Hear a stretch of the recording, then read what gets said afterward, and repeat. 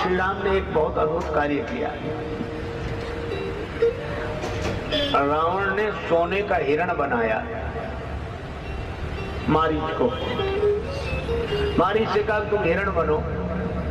मारीच बोला हिरण, हम तो अच्छे भले आदमी हैं, हिरण काहे को बना रहे। रावण बोला हमें हरण करना है इसलिए तुम हिरण बनो।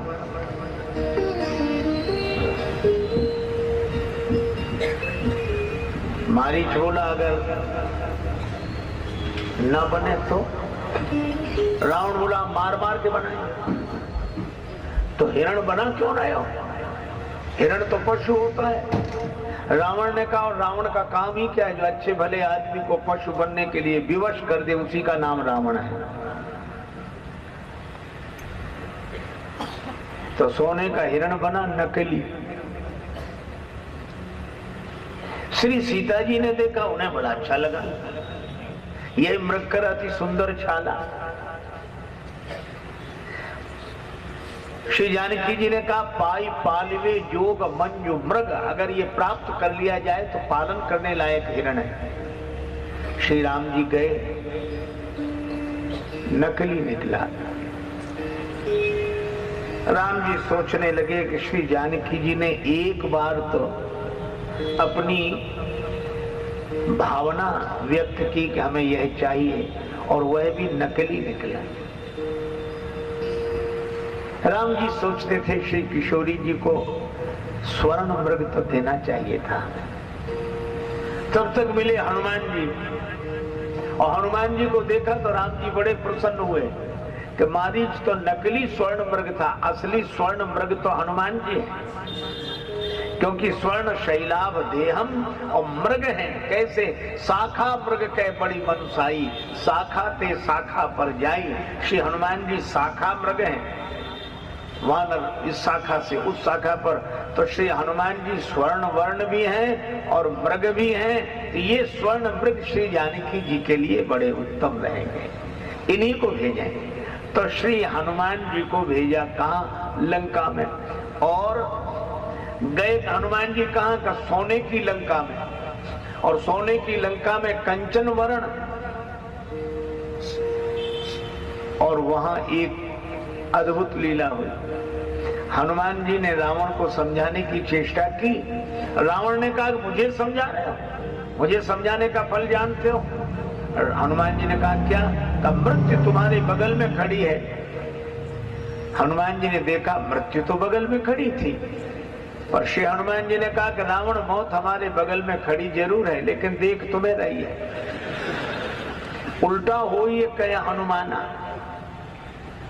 और इसमें व्यंग यह था कि रावण तुम्हारी दृष्टि तो इतनी सूक्ष्म है कि तुम्हें मृत्यु तो दिखाई देती है, पर दूसरों की अपनी नहीं दिखती। और रावण को क्रोध आया कि इस बंदर को कि अंग भंग कर दिए जाए। यह विभीषण जी की सलाह पर हुआ। पहले तो मृत्युदंड ही दे रहा था, और हनुमान जी महाराज ने सोचा कि अंग भंग की आज्ञा हुई, अंगों के नाम तो लिए नहीं गए।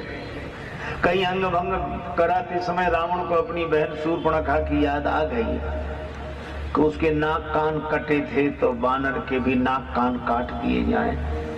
तो हनुमान जी ने सोचा कि हमें तो भगवान ने भेजा है, क्या हम इन विकारों के हाथ से नाक कान कटा के लौटें, राक्षसों के हाथ से नाक कटा के लौटें। और कितना सुंदर संकेत है, हमको भी, हम सबको भी भगवान ने ही भेजा है, तो क्या इन विकारों के हाथ से अपनी नाक कटा कर लौटें? और अगर नाक कटा कर लौटेंगे तो क्या भगवान को मुंह दिखाने लायक रहेंगे? हनुमान जी ने सोचा एक काम करें, क्या पूंछ जाए तो जाए, नाक तो रहे। पूंछ पकड़ी, माथे से लगाते हैं, फिर माथे से लगाया, फिर पूंछ को देखते, फिर रावण बोला समझ गया, कभी कहे ममता पूंछ पर। हनुमान जी ने कहा रावण यह न कह दे कि तलवार मंगाए के पूंछ दे वो कटवाए, कह सकता था।